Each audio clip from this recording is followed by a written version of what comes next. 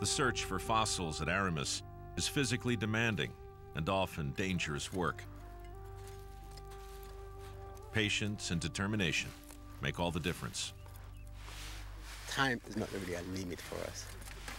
The only thing that we have to limit is the time that we have to rest, the time that we have to sleep, and that's the only thing. And time does add up. The Middle Awash researchers have spent over a decade examining and reconstructing Artie's partial skeleton. During the same period, a parallel effort has been underway, an exhaustive global study that would challenge assumptions about how and where early hominids arose. The team set out to investigate the community of plants and animals that lived in Artie's ancient world at Aramis. We can't see Ardipithecus today. We can only see it through its skeletal remains. But we can see its world, we can reconstruct its world, we can understand its world through using this very, very rich paleontological record. For nearly a century, it's been assumed that the earliest hominids lived and evolved in a savanna grassland. The Aramis site gave the Middle Awash scientists a unique chance to test that hypothesis with hard evidence. The scientists continued to return to the harsh Ethiopian desert year after year, even after the Artie skeleton was found. Their objective was to recover as many fossils as they could of the plants and animals who lived with Artie.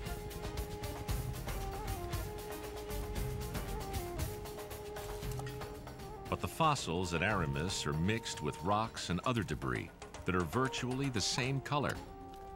And so are the snakes. We've had dozens of instances in which our fossil collectors have come literally eyeball to eyeball with these highly venomous snakes. This is just one of the dangers, one of many dangers of working in a remote area like this. Through this systematic search at Aramis, thousands of fossils have been recovered. And each year, the seasonal rains expose even more fossils, including other primates. Look at this. That's an immature monkey whose jaw dropped to the ground here 4.4 million years ago, and it's a baby monkey. The dentition will go right together, just like that. One of the reasons people are interested in monkeys is that they are the other primate that you find at the hominid sites. So they can tell you a bit about the paleo environment, what was going on at the time. The monkeys can tell us quite a bit. Were they arboreal monkeys? Were they terrestrial? Many remains of arboreal monkeys were found at Aramis, helping to make the case that this was an environment filled with trees. The scientists also combed the sediments for fragments of mouse-sized creatures called micromammals. Back at camp, excavated chunks of sediment are dissolved into thick mud and then run through sieves with sub-millimeter-sized mesh. As water runs through the mix, fragments of bones and teeth are separated.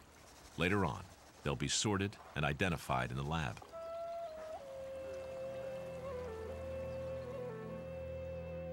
Reconstructing Artie's ecology will eventually involve over 40 scientists from 16 countries, representing 30 different institutions from around the world. They've even studied the ancient soils she walked on and profiled the chemical composition of her teeth to learn about her habitat and diet. For more than 10 years, the field team has collected fossils from the same sediments that also buried Artie at Aramis. At Ethiopia's National Museum, experts sorted, analyzed, and cataloged thousands of remnants from the now vanished world of Ardipithecus.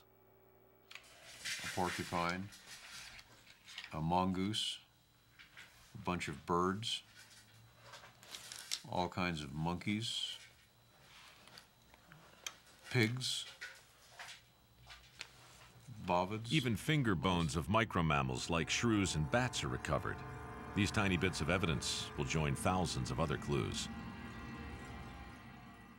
This is the lower jaw of a fruit bat who flew in the skies over Aramis 4.4 million years ago and would have looked down to see Ardipithecus. The fruit bat would have seen something else as it flew over Artie's world. Trees.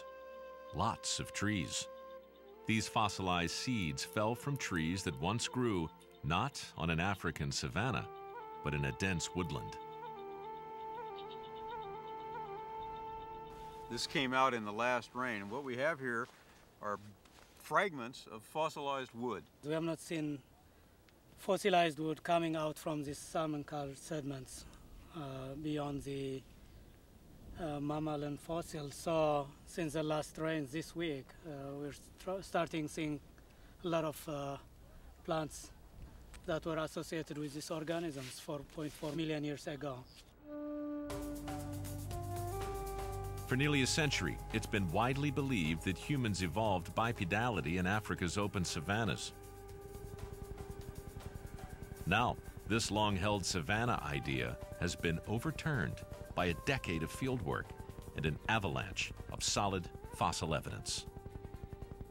So old theories are being knocked out by new discoveries from the Middle-Awash. So it's very critical in terms of what we're doing here and what we're finding. The investigators have now established ancient Ardie's habitat. But what about Ardie herself? If all her parts, skin, muscles, bones, and teeth, were restored and reassembled, what would this strange African creature have looked like?